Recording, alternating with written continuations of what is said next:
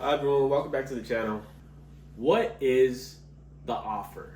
The Residential Purchase Agreement, also known as the RPA, is a formal indication of your interest in purchasing a property.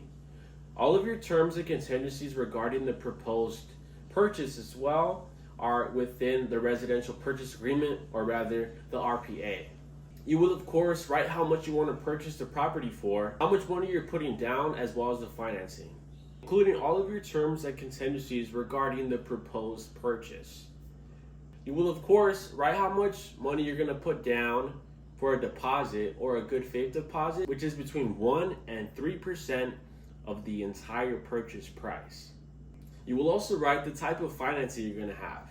Are you a first-time home buyer using FHA? Is it your second home and you're going to use conventional? Are you going to be using a VA loan or any other type of loan? You're going to write that here down below.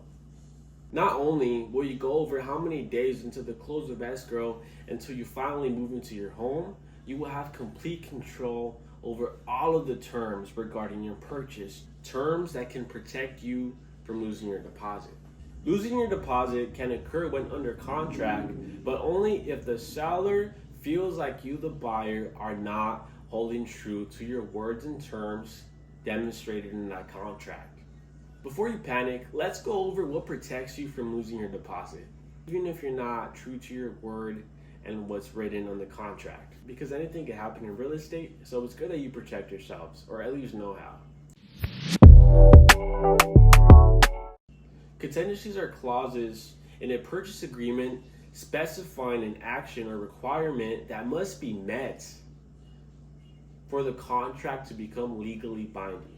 Thankfully, you have 3 contingencies. The home inspection is a safety and quality assessment on a property that is going to be sold. Think of it like when you take a car to a mechanic before you buy it and they tell you, hey, this is what's wrong with it, keep an eye on these, and I would either buy it because it's not a big issue, or I will not buy it. Appraisal. An appraisal is a professional opinion on your home's value that is done by a bank.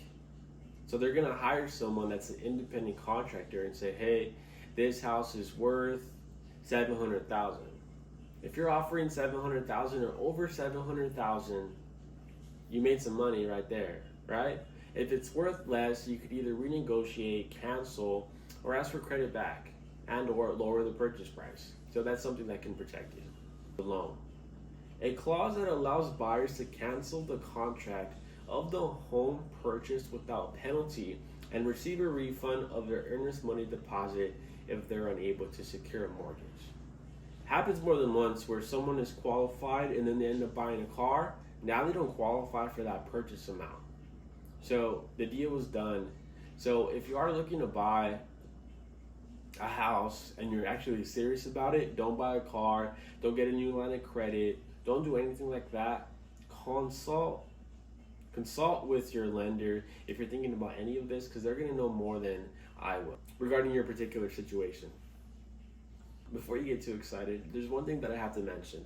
All of these have timelines. Usually an inspection is 7 days, so it can be done between opening escrow and 7 days. The next thing is going to be the loan. That's usually 10 days, and then the appraisal. That's another 10 days. So your agent has full control of all of this. The standard is 17 days for each, but in the hot market, we're going to have to try to get those lowered to 7 to 10 days, just because it makes the offer stronger and more competitive.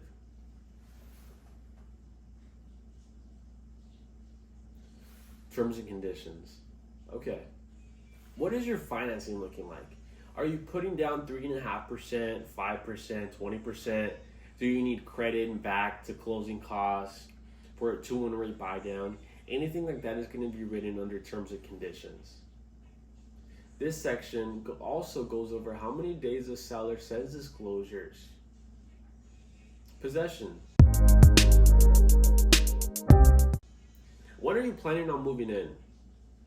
At close of escrow, 3 days before, write all that down. If there's anything that you like when touring the home, you can ask for it. Doesn't matter. Is it a TV that you like? You can ask for it. Is it a doghouse that you like? You can ask for it too.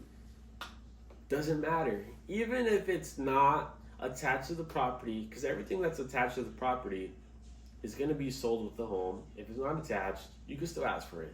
It's real estate. Everything is negotiable. That was so fake, but it's true. Like how I said it was fake, but it's true.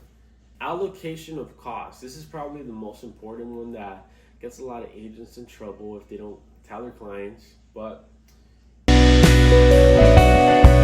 is paying for what? Make sure you go over this with your client. The only thing that usually 99% of the time is never paid for by the seller, the TC, which is the transaction coordinator, that just keeps track of all the paperwork and make sure that everything's up to date. And then there's going to be a $124 legal service fee, so that way if anything happens during escrow, you have some attorneys to watch your back. The remaining pages are disclosures, just going over the terms, what this means, what these words means. If you found this video helpful, subscribe to the channel. I got 1.78K of you, and there's going to be more of you in the rise, and I'm very thankful for each and every one of you. If you learned anything from this video, comment below. If you have any questions, maybe I didn't explain it right, comment below. I'm gonna respond to all of these.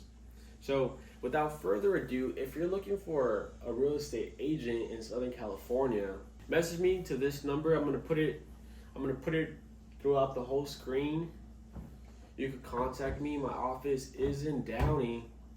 And yeah, subscribe, like, and share this with somebody who is thinking about becoming an agent, is a newer agent, or even someone that's looking to buy or sell.